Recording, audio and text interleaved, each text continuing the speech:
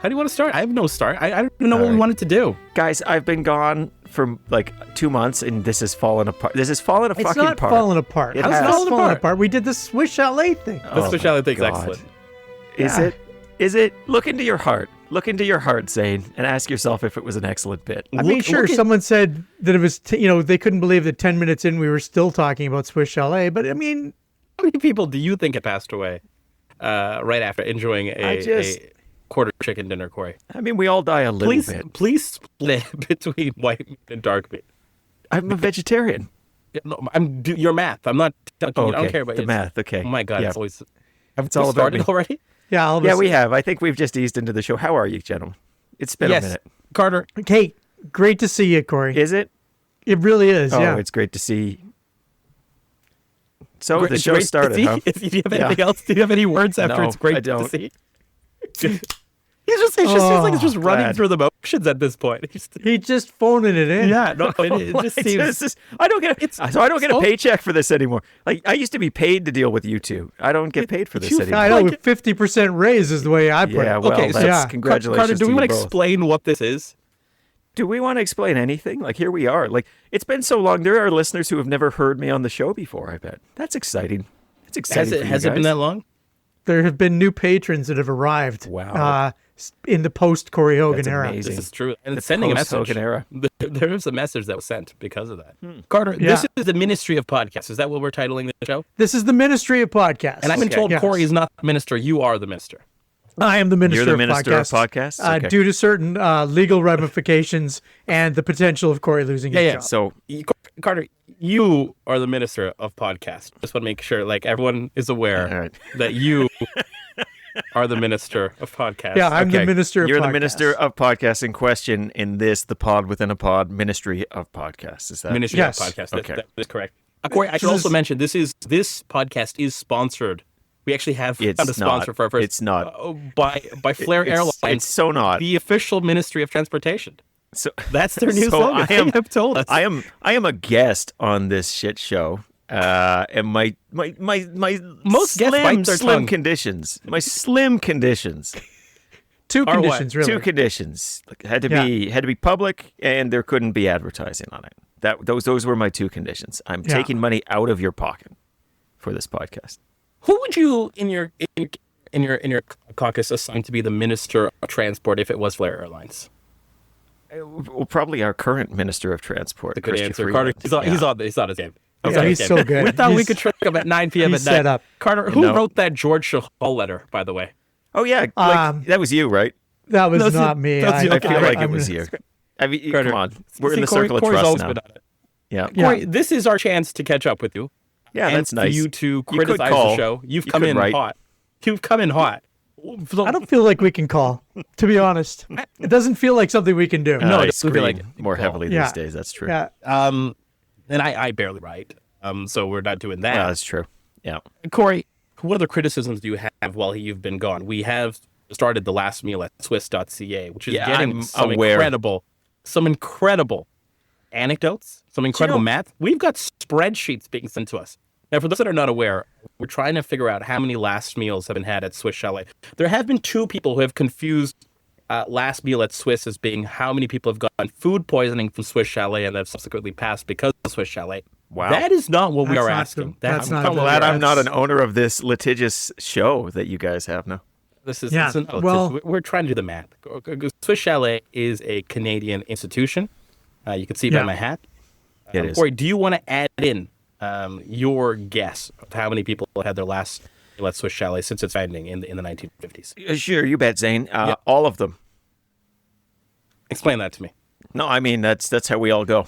Like, Okay. people don't really realize it. It's not something we talk about. It's good, End of Carter. life is Well, awkward. What I like We all is that die it's a at very Swiss Chalet. QP. It's a very pithy QP answer, right? You don't have to substitute. At 35 seconds. You don't have I to can add I can anything. answer everything in 35 seconds. Yeah. You Yeah. never could answer anything in 35 No. seconds. We've taken.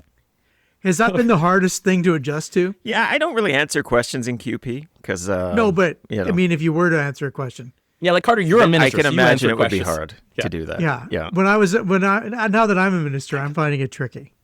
But you do answer questions in the House anytime you make a speech. Like, so the Yeah. difference between like the House of Commons and at least the provincial legislatures I've worked with and around, is there's a lot more interaction. Like it's a bigger show. There's just more going on. Like you got to mix it up a little more.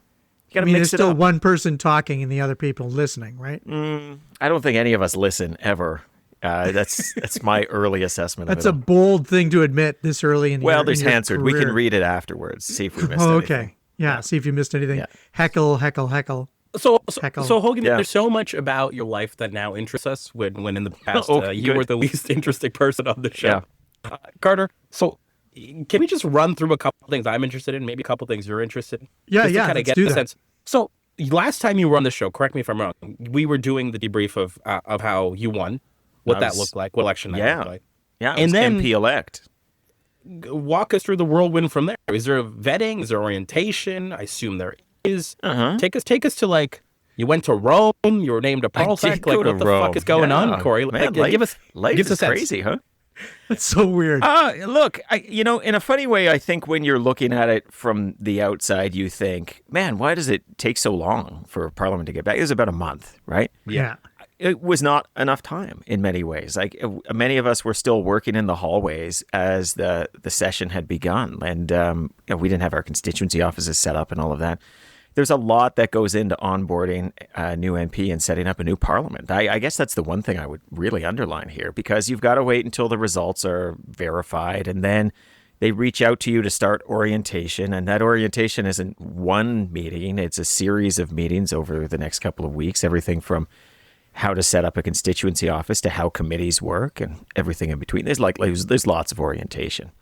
You got to go to Ottawa for it. You got to be sworn in at some point. And while this is all going on, that's let's call it machinery of government stuff. There's also things going on with your party. Like a cabinet is being created. There are activities that go into that. There is the first caucus meeting. There is meeting your colleagues for the first time. I had a kind of weird meeting my colleagues, because the colleagues I met for the first time that I didn't already know as MPs, I met in Rome, as part of the delegation to Rome. Like on the plane?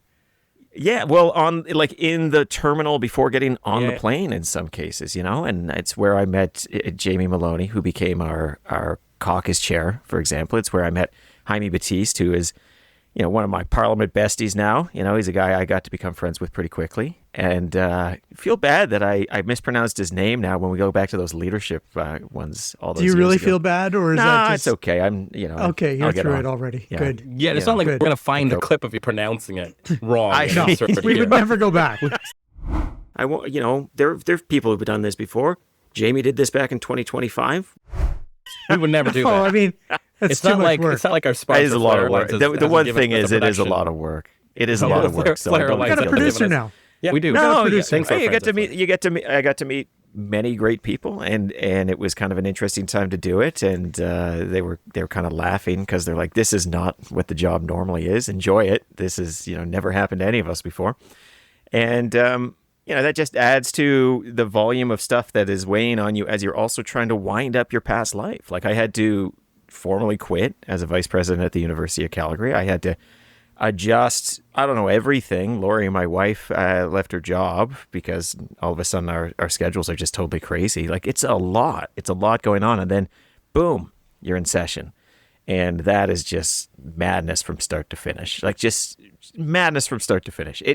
I would describe it as very full days, like 7:30, 8 a.m. in the morning until midnight every night, between the various things you have to do, including sometimes being in the house to midnight. And it's a lot, right? It's not even like I'm saying it's like super complicated, and I'm not saying it requires all of your brain power all of the time. It's a lot. It's always on. And when you're a new MP, you're also trying to figure out the unwritten rules of the place at the same time. Gardner, what are you interested in? And while you think there's one question that everyone cares about, which I'm going to ask Corey right now. Corey, how many of your colleagues are fans of the pod, and have you kept it running with? A few. Like it's more than take a few. more than Carter, we'll zero. take a few. Yeah, I would say more than a dozen even have like. I've had colleagues come up and be like, "Hey, can I be on the pod? Oh, hey, I love the pod. Hey, I used to listen, but that Zain guy's intolerable. Whatever." The regular stuff. Regular regular feedback. stuff you hear all of the Regular time. feedback. I don't know who they are, but they're definitely going to have their last meal at Swiss. Okay. That's all I know about them. Okay. It's funny. And a lot of the staff listened to the podcast too. Quite a few people came up to me and said, "Hey man, never miss the pod. Never miss it. Gone downhill since you left."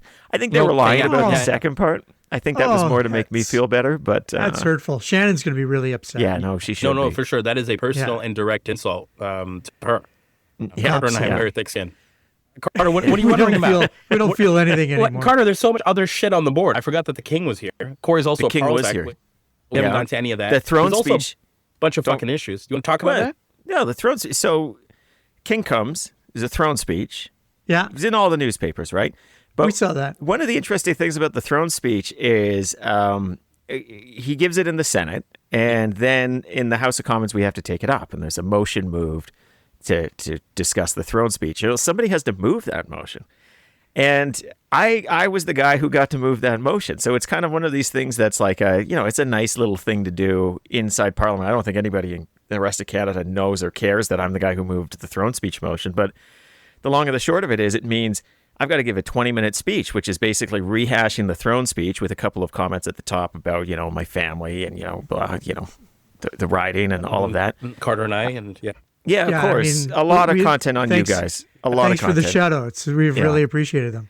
And then, been good. And then I have to take 10 minutes of questions from the House on the throne speech, which basically means on anything, because the throne speech is obviously or what's not in the throne speech and why isn't it in the throne speech, right?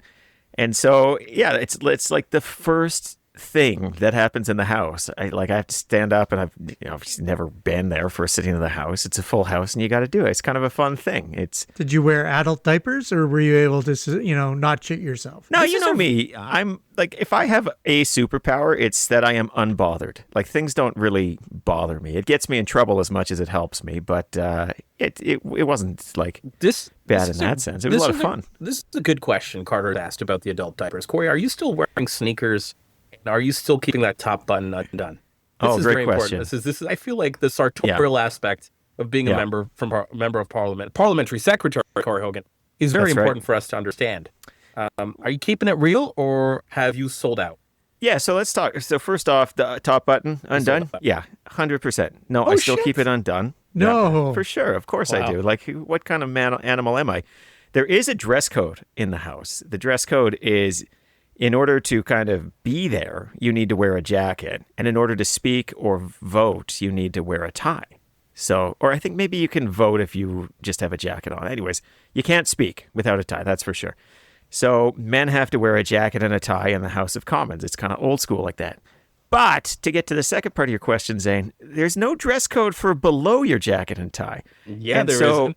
No, I mean, most of the time I'm wearing sneakers in the House. I will say, because I went to the Pope's inaugural Mass, and I thought, I can't go to St. Peter's Square wearing sneakers to, the inaugural Mass.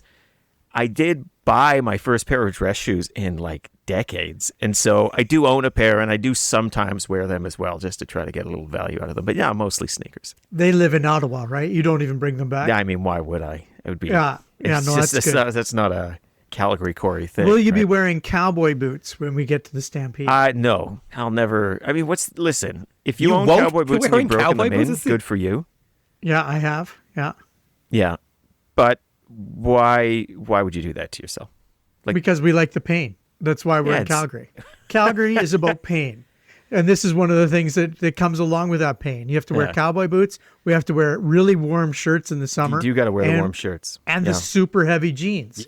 Yeah. I agree. We're about separatism. And then a hat that makes your head sweat. No, the blood flow from your body to your feet, Corey. That's what we're... Yeah, you see the save there? You see that? Nice. I did what you did there was nice, okay. Yeah, it's good. It's good. Yeah. I'm intrigued by what has happened. So what happened in the House that you were the most surprised by as a newly elected member of Parliament? It's people ask that a lot. There's versions of that question I get asked by people on the daily. So I'm a simpleton. You're simple man with a simple question. Okay, that's good to know. The basic elevator talk. I was hoping you'd elevate it on this podcast, but I have elevated it. I don't know if you know that. Yeah. So far, your brain has atrophied without my presence. I do understand. I understand. Yeah. Okay. No, that's can I just totally true. mark this timestamp at the 15-minute mark? Corey's told a constituent that his brain is atrophied. Just want to make sure that's on the record. But I didn't vote for him. I mean, let's be clear. Well, that tracks. That tracks. What surprised me the most, obviously, this is a world that's not foreign to me. Like, I was aware of it. Although I have said to many people, I think including you guys, like, geez, I probably should have paid more attention when my friends were doing these things. Yeah. I never cared about the House procedural stuff. Like, it was never my thing. It was never something that interested. I'll be honest, it still doesn't particularly interest me. It's just part of the job. But the thing that surprised me most is that it is such a weird combination. The moments that you think are the big moments are not the big moments, and the big moments are ones that I think would otherwise like kind of pass and not think about it. Like, you would think like the first time you vote, that's like a big moment, right? Like, it's the first time I vote in the House. I didn't really know what the hell was going on. I couldn't really hear what the clerks were saying. I was watching. People are standing up. I'm trying to figure out, is it time for me to stand up? Oh, no, that guy's not standing up yet. Why isn't he standing up? Is he supposed to stand up? And just sort of watching it and being like low-key bewildered, and then just being there and like, oh, they're nodding. Am I supposed to nod? Are you required to nod? That person didn't nod before they sat down. How does this work? Because nobody fucking tells you those things. So they don't tell you that in orientation. That was no. And so then I vote and I sit down and I move on with my life and just go, well, that was a thing that happened. Recorded divisions. I think I voted. Yeah. Yeah, they're an interesting thing. Meanwhile, like, you'll be sitting there kind of candidly bored out of your mind 6 hours into a debate. Oh, and by the way, we got to talk about debates in a minute here. But you'll be like 6 hours into a debate and you're like staring at the ceiling, counting the panes of glass, and then it just sort of like washes over you. You're like, holy shit, I'm one of the 343 people who makes laws for this country. And like that's the moment that hits you, right? Like, it's like I should pay attention. Well, sort of, but as much as anything, it's like you have a moment to like soak it in, because like you've moved past the moments where you're busy. And so I think that also it is like any other job in that there's like this unwritten code of how everything works. I don't mean that in like it's like this weird like clubby thing. It's more like it's not written down like I remember, early on they're talking about, and you only have to be here if you're on House duty. Only a quarter of the MPs are in the House, or even next to the chamber really all of the time. And you're sitting there and you'll talk about it for a bit and you'll be like, how do I find out if I'm on House duty? Like nobody tells you those. No Google things. Doc that they send you. Well, and then they're like, oh no, we'll send an email, right? And then the email has like 1, 2, 3, 4 as the groups, but they're not even. Anyways, it's very sensible once you know what it is, but it's all very bewildering if you've never done it before. So you're doing a lot of that the first little bit. Is part of you happy that your first sort of sitting in the House was so soon after getting elected? Like, you just were thrown into it right away, and like that this is now. It's, of course, you're back in Calgary. It's summer. You're going to be doing a bunch of events. You're going to be traveling the country, I assume. But are you happy that they not got that out of the way, but it happened so quickly? Then rather than having to wait till the fall, for example, to go to Ottawa and do all. I don't think that I'd want to wait till the fall. I do think we could have used a little bit more time for, look, I get why. We're a country that's got a lot of things to do. We're in a hurry. We've got to do things fast. That's what the Prime Minister said. But, it's kind of an interesting stress where you're sitting there in Ottawa and you're doing what you're supposed to do in Ottawa, and you don't have your Calgary constituency set up yet. And you're just like, Jesus, I really wish I had time to hire staff and set up the office and open the office. And again, there's nuts and bolts. You've got to get the internet provider in, and then you've got to get the House of Commons IT people to come in and talk about this. How does this actually work? Do you have to do that? Do you get staff on day one? Do you have one person right away? No, you don't have staff. You have to hire these people. Every single one. Yeah, and I didn't have the ability to hire people until, I don't know, like 4 weeks in, which is basically just as soon as I'm supposed to go to Ottawa. So, and you don't just hire people. They've got to go through security clearances. So I have a fellow who works for me who worked for George Shahal. So he was fairly fast to onboard. Not the case with others, right? And you just don't have all of the levers available to you yet. I mean, a very funny thing. It's June 30th today, right? Yep. If you're a new MP, our first paycheck was today. We didn't get paid until today.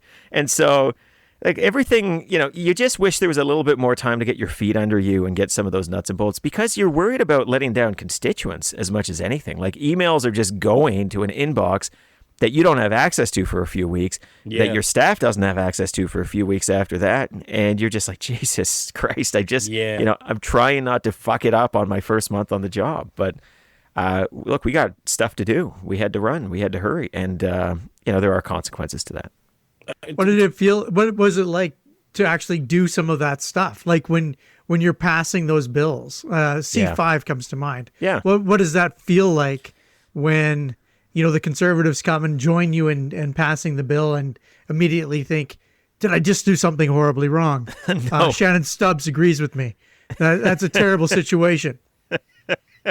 I mean, that's got to be going through your head. Yeah, and give a very Did she just quotable, agree? pitty answer my that God. can be also circulated amongst media. Go ahead. Put into a clip. No. I think that the reality of the House is, so a colleague of mine who I won't name because I'm not sure if he'd want to be attributed to it. I just suffice to say it wasn't mine. We finished like a late night of voting. It was like midnight. We get to leave. Yeah.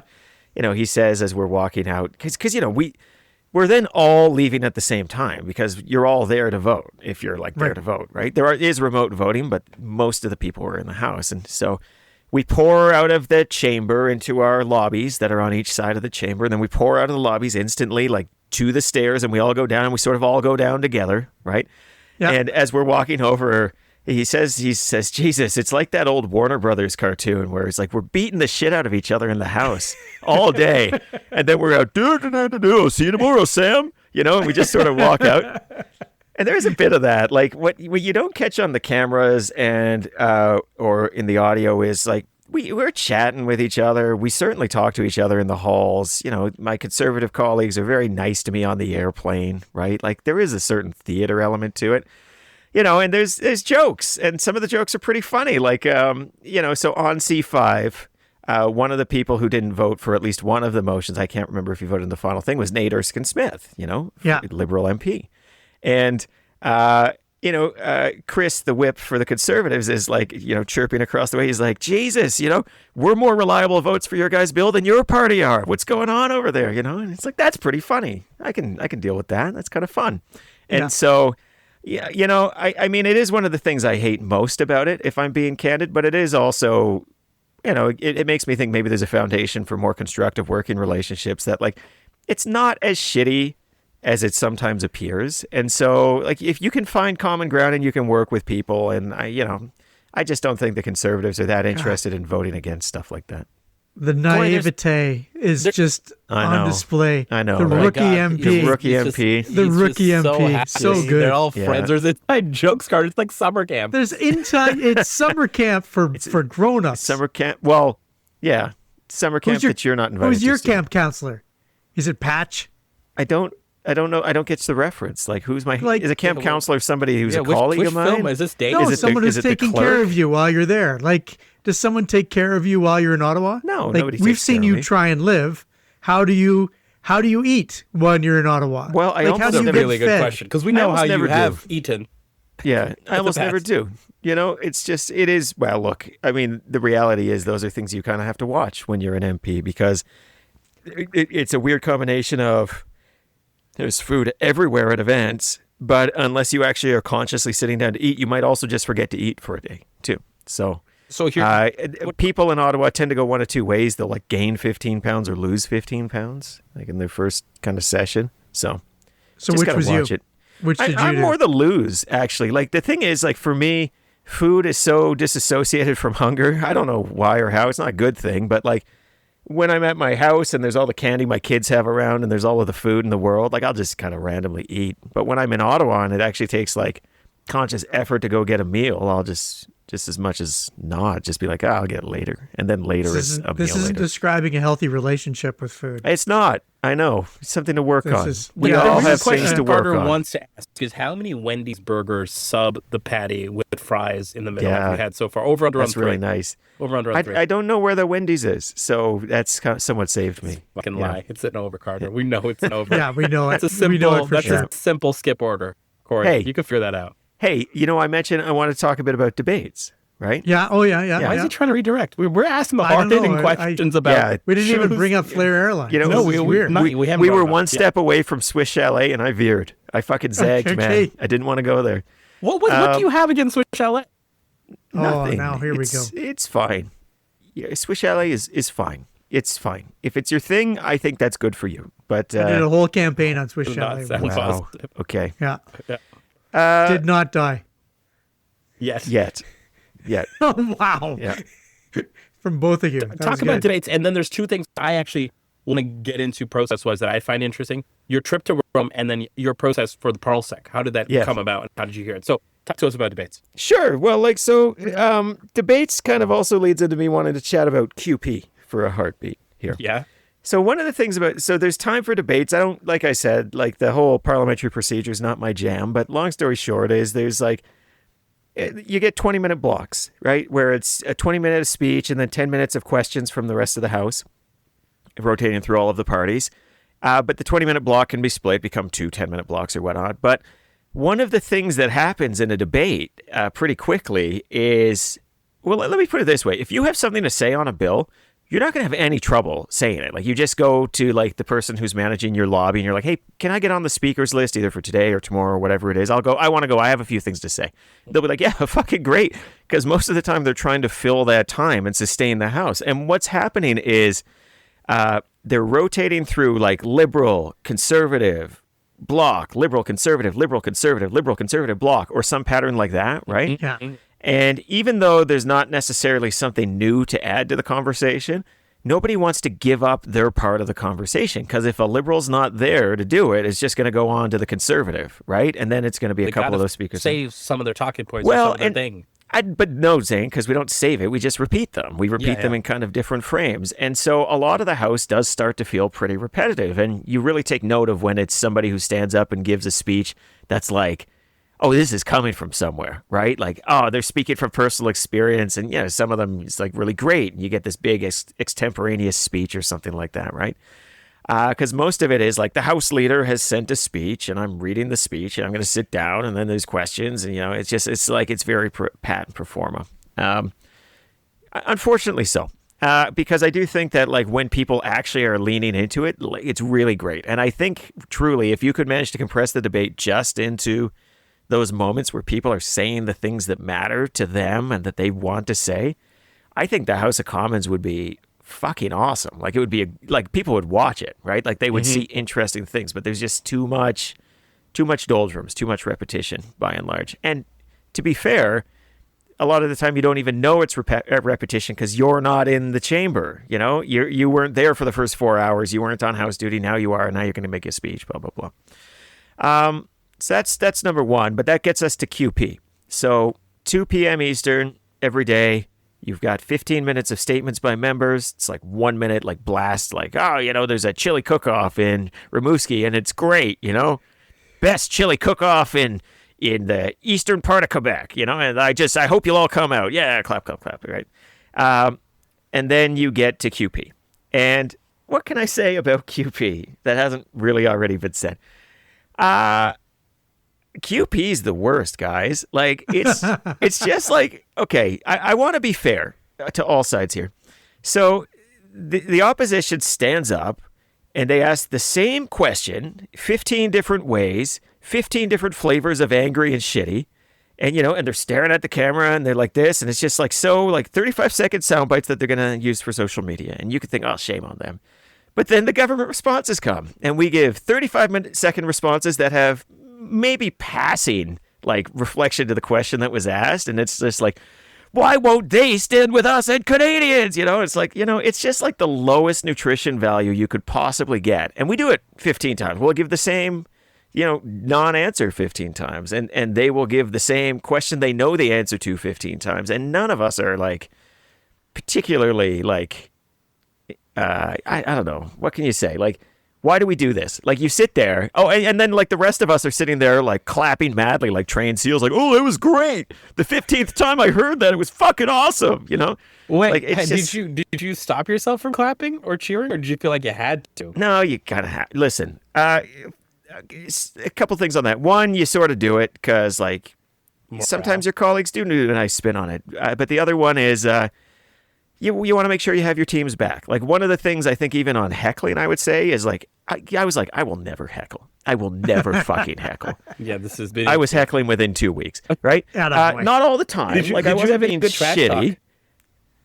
But a little bit, right? But the reason you do it is to have your guys back. Like, because what happens is they're heckling your guy or gal, right, who's speaking. Yeah.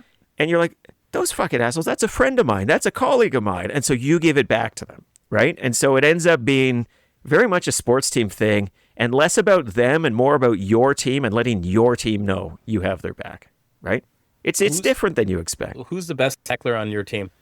Who's the best heckler on my team? Oh, I don't know. I don't know if they'd want that praise, to be honest. Come on, Hogan.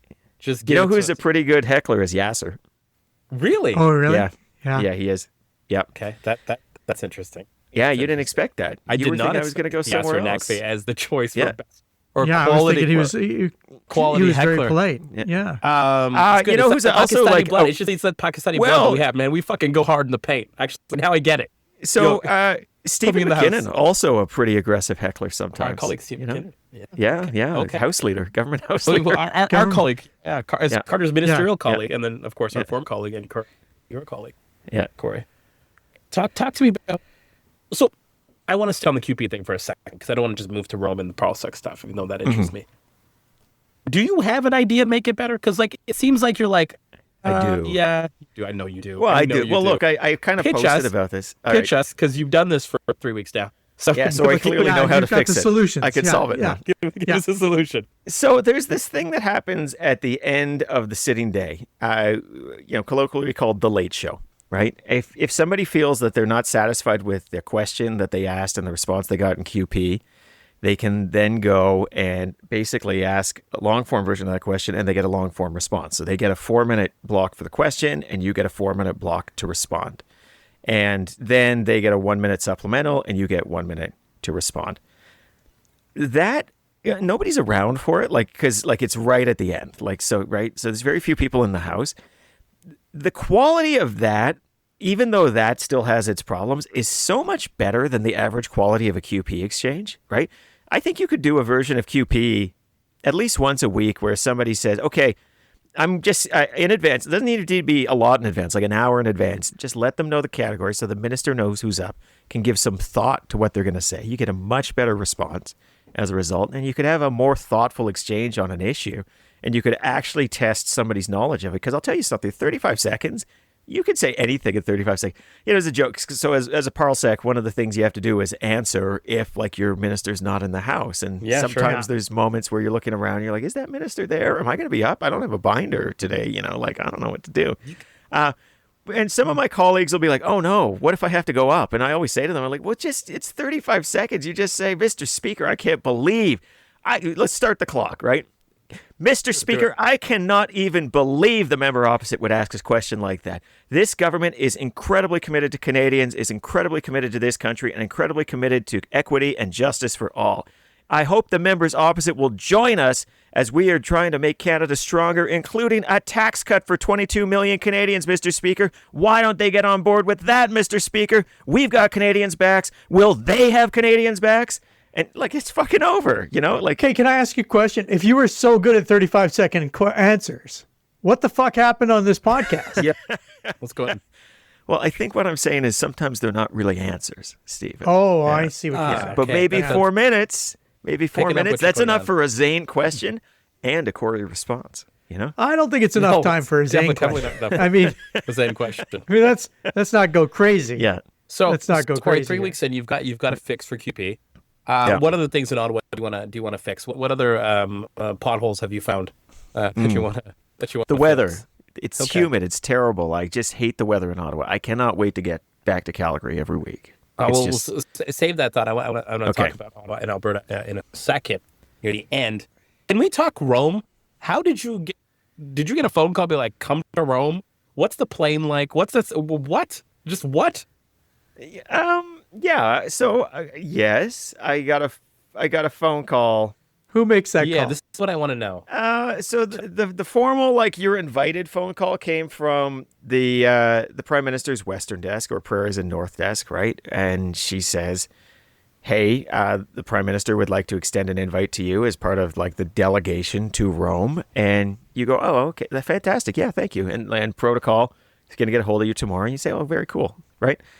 Don't know at the time how many people are going. Don't know the itinerary. Don't know any of that stuff. Just know I've got to be at the right part of the Ottawa airport at, I don't know, I think it was 3:00 on Friday before. So that's sort of it. And then you get like an email that says, "Hey, you've got to show up here," and it's from the protocol office, and it says these are the things we're going to do. Still don't know who's going with you, right? Like I didn't know. Yeah. I didn't know who was going with you. And keep in mind, I'm new, right?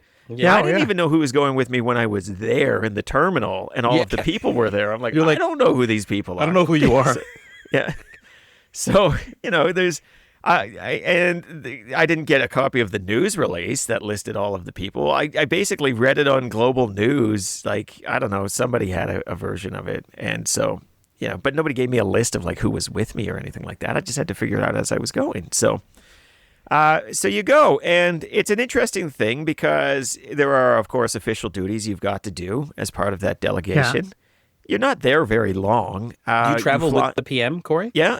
You fly on the I called it the PM's plane to the PM, and he's like, "No, it's the people's plane." So I'll do the kindness. Oh my I know, goodness. right? That guy, I'm always barfing at my on, nose. always on. That guy. And, The worst. God. Yeah. Jesus. Don't like that. You'll be okay. No, so like, and We'll be people ask, fine, "What's but, it? seems what's like it a career like?" limit move. What's it like? Well, it's like an airplane. It's just a regular airplane. There's a section at the front which has like the business class seats, like the pods, and then there's a section which I would call like premium economy, and then there's a section I would call economy. And they're not all full, right? In fact, there's lots of seats, tons of space between people. You get multiple seats all the time, but like it's just a normal plane. You're just on a normal plane. And then you get to Rome, and But you haven't talked to us about the in-flight entertainment options, Corey. These are the things. Well, Yeah. so they had it's like the last airplane in North America that still has the screen on the back, and you can Yes. watch like movies. Like there's like movies and radio and all of that. It seems to be like the Canadian Air Force has their own version of this and their own licenses, and so yeah, I don't know. I don't know the logistics of that one, but yeah, it's a thing. It's a thing that exists, and yeah, you land, and the PM and the PM chief of staff, and they're staying downtown near all of the other people, and the rest of us are staying near the airport, and we go and we go into Rome for like the various activities, like go to the ambassador's house, all of that stuff. But it's like there's things to do, but then there's like 8-hour blocks where it's like, well, how do you fill your time? And Rome's a great place to fill your time. It was great to get to meet some of my colleagues in that context, right? Yeah, that'd be fun. Throw stuff into the Trevi fountain, that kind of thing. But yeah, it was interesting, and I'll break some news here on the Strategists here. Whoa. Yeah. You mean the Ministry of Podcasts? Oh, I'm right. Sorry. Yeah, that's Yeah, right. Strategists Ministry, always yeah. had the Ministry of Podcasts with their minister, Stephen Carter. Yeah, so we get to the mass, right? All of the delegations kind of come in one at a time through Rome. There's lights flashing. We get police escorts, all of that stuff, and we get there, and we have pretty good seats. We're the Canadian. We just happen, I guess, in Canada. There's the Americans have like their delegation ahead of us, and we're just like right behind them. The Italians are to our left. There's all sorts of people going on. We get there and we can't find our seats. We're looking around, and all of like the embassy staff and the protocol staff are confused. They're like, "Where are our seats? Can't find our seats." And so the ambassador to Italy, she says to us, she says to myself and Jaime Batiste, like, "Well, you guys just go sit over there, like with the Italians, basically, right?" Mm-hmm. So we go and we sit in the middle of the Italian like parliament seats. And there's another fellow who's there, and they kind of kick him out pretty quick, but they don't kick us out yet. And so Jaime's like, if they ask if you're like a parliamentarian, just say sí. That means yes here. It's fine. And so, we don't get kicked out, so we end up staying there. But what's happening where we were is they find out that the reason we can't find our seats is the Americans have taken off the Reserve for Canada signs and put Reserve for the USA on it because they're trying to get more space. Anyways. No way. Yeah. I mean, very much symbolic of the times, right? Anyways. Oh, my God. Our ambassador, tough as hell, she says, I don't think so, gang. And they're like, no, we need the seats. She's like, these are our seats. These are not your seats. Sit down, she says to our delegation, and everyone sits down in it. But yeah, she was a little elbows up. And it all's well that ends well, and the Americans kind of said something. Apparently, I wasn't there. This is our ambassador to the Vatican. Our ambassador to Italy. To Italy, yeah, okay. So we have an ambassador to the Vatican and an ambassador to Italy, of course. And the Americans begrudgingly like, I guess you guys can have them. And I guess we were like, no, they're our seats. We have them because they're our seats. So, but that's the best. We have our water state metaphor fucking shit I've ever heard. Yeah, it was what I'm saying. It was quite an interesting metaphor. But anyways, Jaime and I never made it back there. We were sitting amongst the Italians the whole time, and then that would have been great. Hung out. We did a full Latin mass, sitting in the 7th row, which is like a lot closer than I ever sit at mass at home, right? I was observing that at one point to myself. I'm like, I don't sit this close in church at home. Like I'm a back row guy, right? And I'm sitting here in the Vatican. It was very wild. It was quite interesting, quite humbling. So, yeah, that was Rome. Carter, follow us for our cool. dear friend, Mr. Corey Hogan. I want to talk about the Parlsec thing. We got to maybe let him go. No, let's do. Well, I want you do the Parlsec thing, and then I want to talk about something coming up, because the stuff coming up is the most interesting. Oh, I agree with that too. Ooh, Parlsec. Carter and I made cakes. We made multiple cakes for you. The Parlsec one paid off. That's great. I'm glad. Yeah. How did you get that job? Talk to me about process. Talk to me about timing. Was this after the King's speech? Was this before? Yeah. It was after. Yeah. Okay. Yes, it was. Walk us through this. All right. Well, obviously, I don't know how conversations were unfolding behind the scenes. Sure. Yeah. But I will say, I think it's pretty safe to say at this particular moment, if I'm saying something I shouldn't, oops, my bad, PCO, sorry about that. But I got a call not too soon after the election, just essentially to get my permission to be vetted, right? Where I have to, you fill out a form and then they can go through your financials and all of that stuff. And then you have an interview with somebody. And in the interview, they sort of say this is, they don't tell you why at the start, but you'd have to be an idiot not to kind of know that it's for an additional position. But they do say, they're like, well, this is for consideration for ministers or parliamentary secretaries. It's always that was part of the framing off the top. So I don't know what their thinking was from day one, and that the vetting is not about your qualities. It's not about what you're good at. It's let's go through your life about everything that could be bad, right? Let's just figure it out. They're like, how's your marriage? Drug use? You use drugs? Stuff like that. Is that different than the candidate vetting you had, in terms of intensity and timing? Well, so they're sitting there, and they actually have my candidate vetting as well, as sort of a foundation for questions they're going to ask you, and the notes that are in there and all of that. But I would say it was certainly much more about kind of my personal life, and and then they throw out questions where why are they asking that? What do they know? There'll be somebody who'll be listed as I won't say which, but you have to list a bunch of relatives, and they're like, how's that relative doing? And it's of a list of 20, they pick one, and you're like, why the fuck they ask about that one? And you start getting in almost your own head about that. But so it's a little more intrusive like that. They say things like, what's the one thing you'd be mortified if the prime minister found out about, right? Or you had to go tell them. And so was it the podcast? It was definitely the podcast. Yeah, I'm really embarrassed about the podcast. Yeah, that's what I would have gone with. So you do that, and then you go, and then the cabinet comes out, and you're not in it, and you're like, oh, okay. Well, everyone wants to be in cabinet, right? So it's a bit of a downer, but it's not the biggest deal. I will say, there's not a better job in the world than being an MP. But because you're your own boss, and you get to do whatever you want, right? As long as you keep voting with the way. As long as you vote with the way you're supposed to vote at the right time. Keep it in 35 seconds. And you got to clap at the right time. Well, and and of course you got to work for your people. But so anyways, that goes on, and then there's just at an early regional caucus meeting, we just get word because I don't think anyone knew 100% there were going to be parlsecs, although I think there was like an assumption there'd be parliamentary secretaries. You just get a note like, oh, and parliamentary secretaries, that's going to be like within a week. It was not within a week. It took like 2 weeks, I think, probably from when we heard it was a week. But so that's going on. And then you just sort of go about your life. You don't hear anything about it except for kind of occasionally updates like, oh, it's going to be in the next couple of days or whatnot. And then I get a phone call. I get a phone call from Braden Cayley, who, many of us, I think all of us know, right? Yeah. Oh, yeah. And he says basically like, on behalf of, the Prime Minister, is this something you'd be willing to do? Be parsec for, energy and natural resources? And I mean, I don't think there's an answer except yes, right? Like, I feel like you should have signaled much sooner if you weren't interested in a role like that, right? By the time they get to you. So you say yes, and then you do it.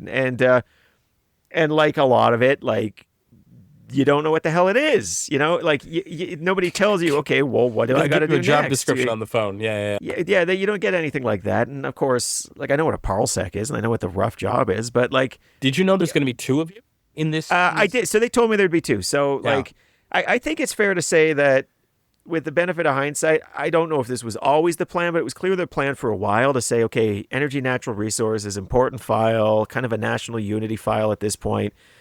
So we've got Tim Hodgson, who's super smart deal maker, well known and well connected to Mark Carney, and then you get an Albertan and you get a Quebecer, and you say, okay, between the three of you, figure it out, because this is like kind of important stuff. And so, and Tim's a great guy to work with, and so's Cloud. We have a lot of fun. Cloud, by the way, is like former like IBM Canada president, like super smart guy too. He's the other parsec. And so you're kind of the slow one? I'm kind of the slow one. You're the only vice president. I think everyone else was a president. Everyone was a president. I was just a vice president. Yeah. That's got to be a shift for you. It's got to hurt. It's a problem. I hadn't thought about that. Thank you for making me feel bad. This is why he's got to climb up the ranks with novel ideas that are change QP. About QP. Yeah. So can I ask? So now I want to know what. So you're back in Calgary. Yeah. What everybody always assumes that you're not doing anything. Yeah. Because you're just back in Calgary. What is the average day looking like for Member of Parliament Corey Hogan, just getting his feet underneath him in Calgary? I would imagine that a lot of it's just planning your Stampede breakfast. Well, I've done almost none of that, as you know. I think that was a leading question.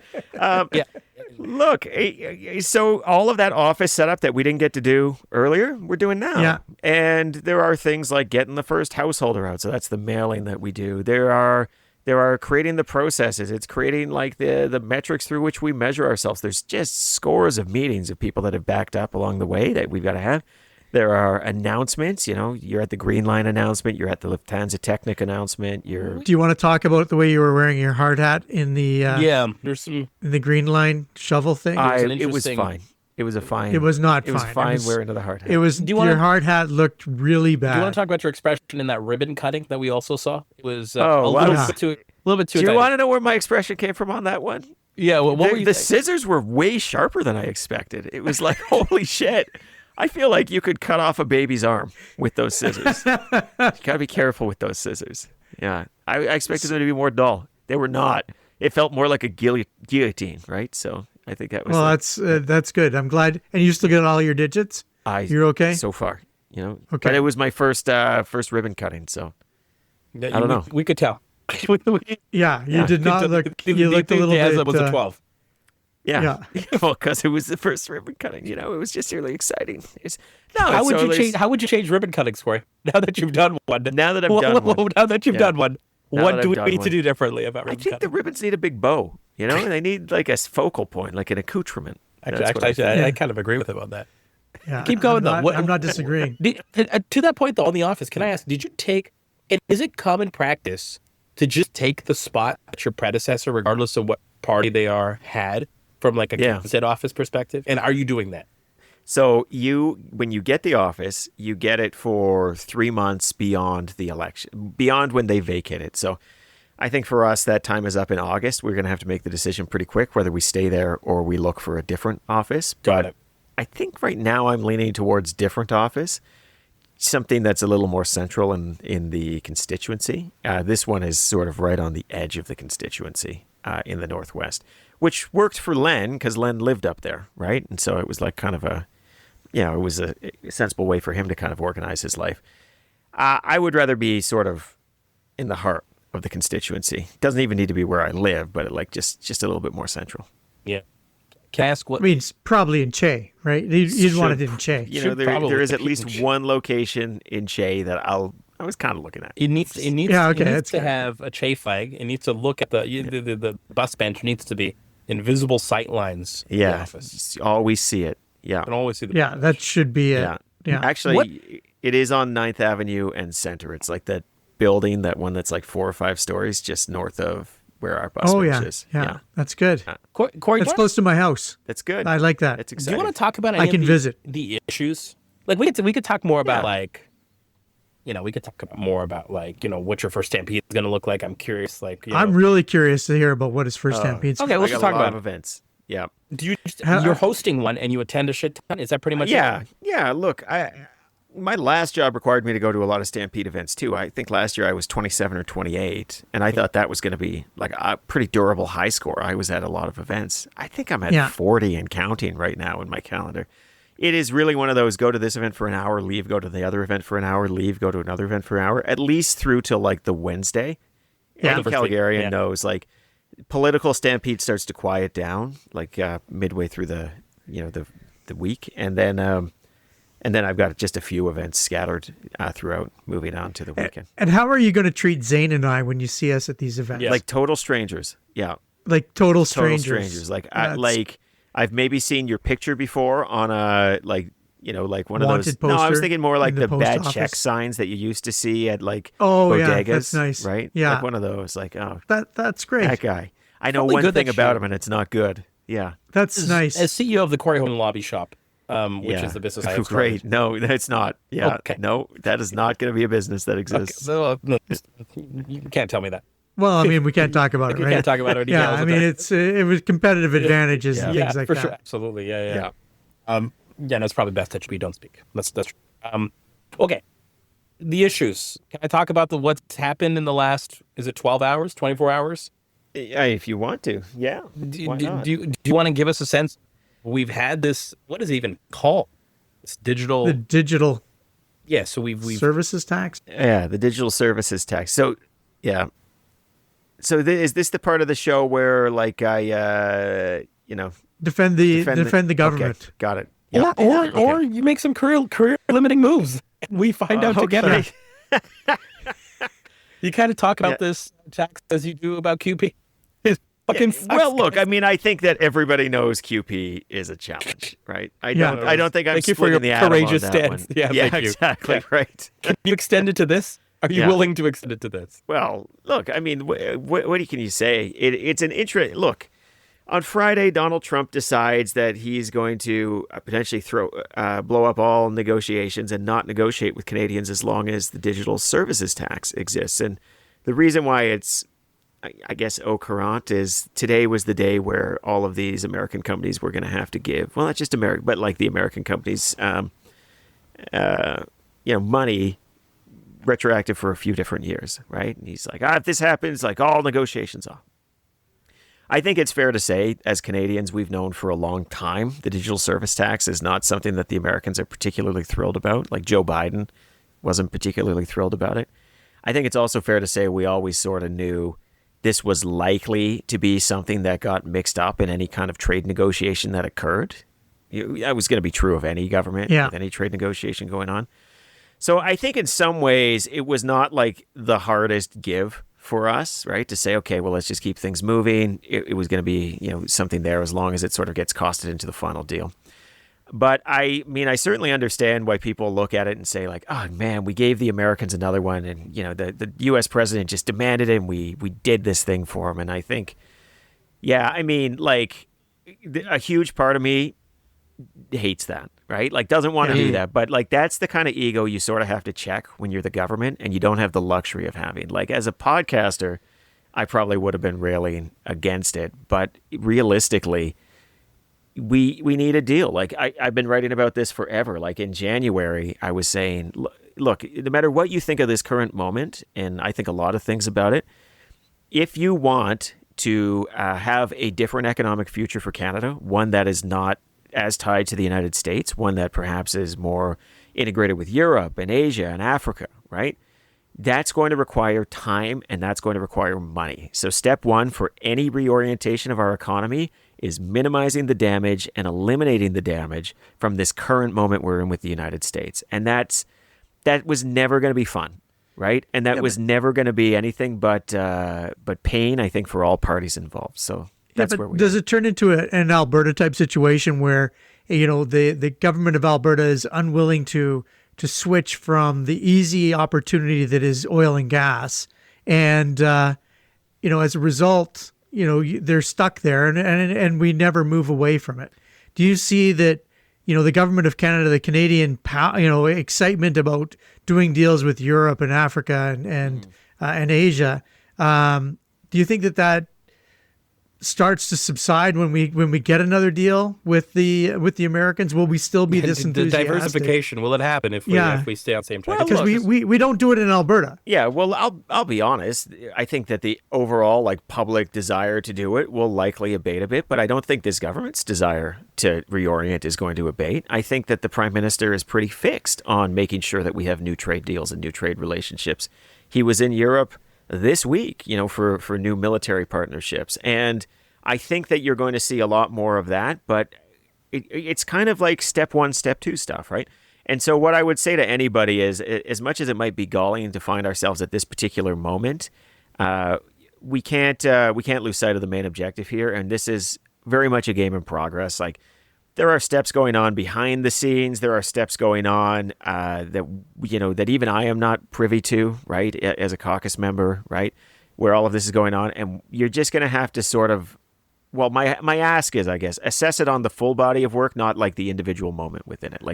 A month from now, 2 months from now, where are we in terms of a trade deal? Assess that overall bundle rather than assessing the individual thrusts and parries of a very erratic U.S. president who often throws bombs into the discussion that frankly he knows he didn't need to throw in. It would have been a moment of conversation about this anyhow. It would likely have been part of any deal anyhow. But he likes the theatrics of it. He likes to change the channel.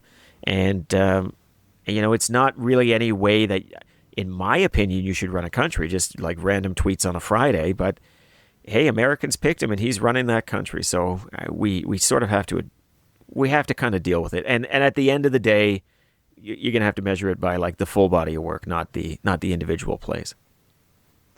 Carter, you seem skeptical. I'll let you follow up. As the minister. Yeah, you do look skeptical. I am skeptical. I think that it's easy to talk about these you're things. The minister, man.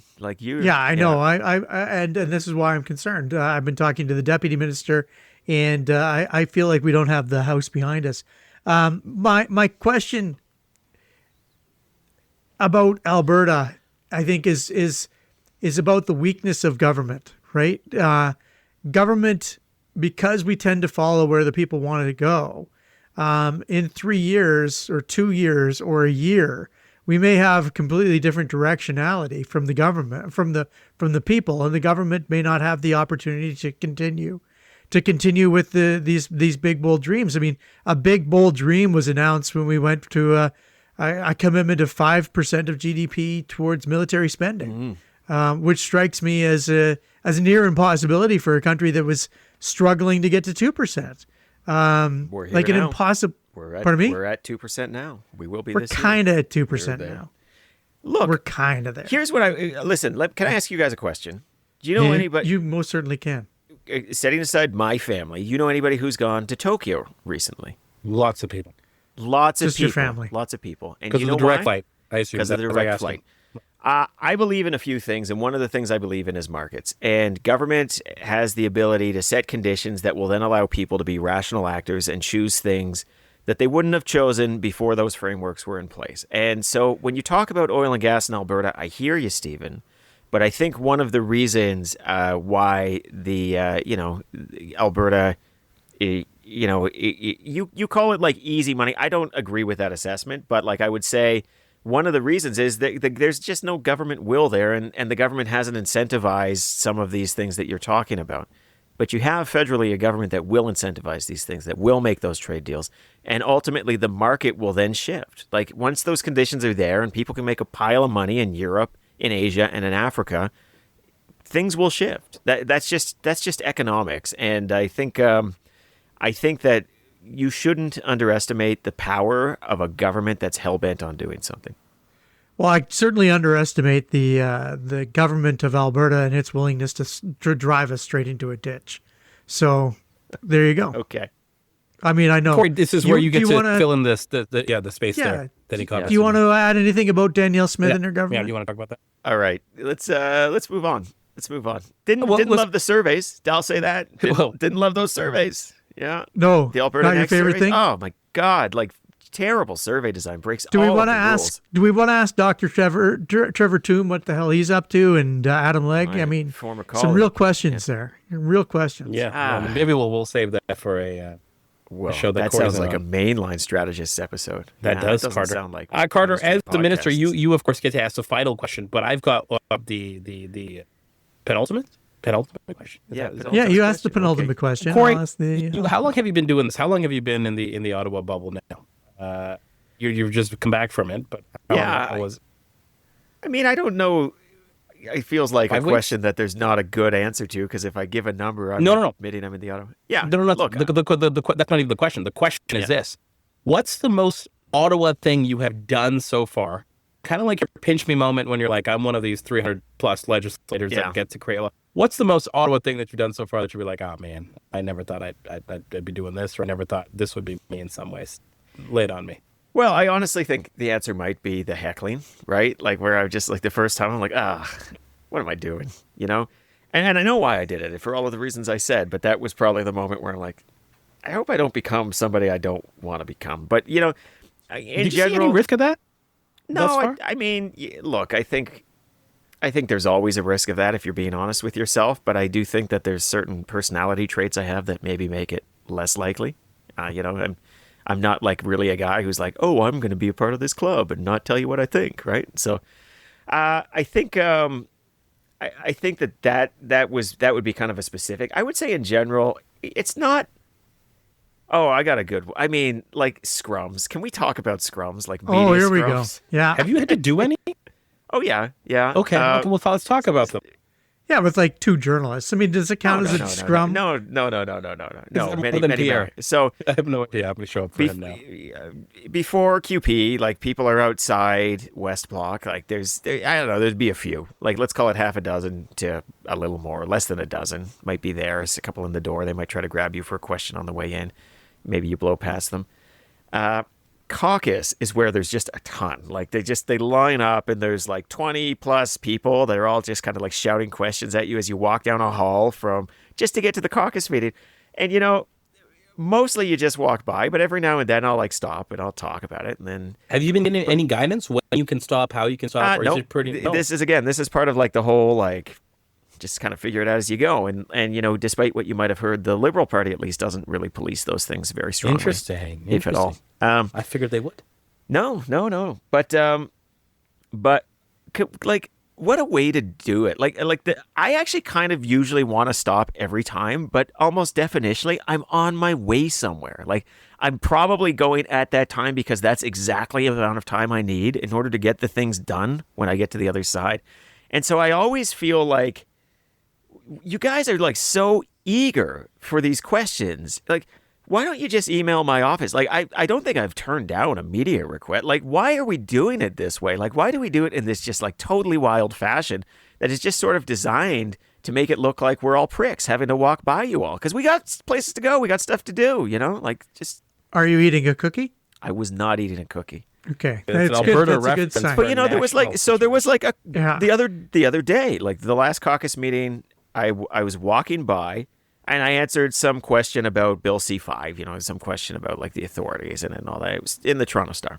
They mentioned it. But like, then I'm walking by and there's another question shouted at me about like, what do you think about Danielle Smith's government bringing in charges for COVID vaccines? And I was thinking, I really want to answer that question. I have some thoughts on that question. I don't have time. I'm already late because I stopped to talk to those people. And so it kind of sucks. It's like, just call my office. Like, that was a question just for me from one journalist. Just call my office. Happy to answer at a later point. Well, that seems like an invitation now to the media to call you. Yeah, it is kind of. And you're going to have to keep your 100% answer rate. I know, right? I'm not even sure it's 100%. I try to answer, but yeah. Carter, that was my final question. As the minister, like I said, you get the final. Well, my question to you is, why did you feel like we had to put ice cream on pancakes for the pancake breakfast? Why was that such a make or break thing? Me want to tell people when this thing is too. Yeah, we probably should tell them. You know, it is a really good question. It is one of those things that you have to kind of make peace with, that you're trading external voice for internal voice. And so, there's a party line, and the deal is now you get to raise in caucus and you get to talk to the prime minister and the ministers and you directly get to influence policy, but you're part of a team. And so at the end of the day, you hang with that team. And so it does change the dynamic a bit as you go along. That was fascinating answer to some question. Can you time? I bet he was 35. He's perfected it. I have a quick question about perfected it. The ice cream. I felt confused, gaslit, and then angry. Yeah. So here's the thing. Your Stampede breakfast is on Sunday. It is at the. I think he's finding out for the first time. Are you telling him this? The Commons. What was it called? Calgary Commons at the University District Park. Something like that. And it's going to be a humdinger. People should come, and they can ask you questions that you'll answer with 35-second answers. That'd be pretty fun, hey?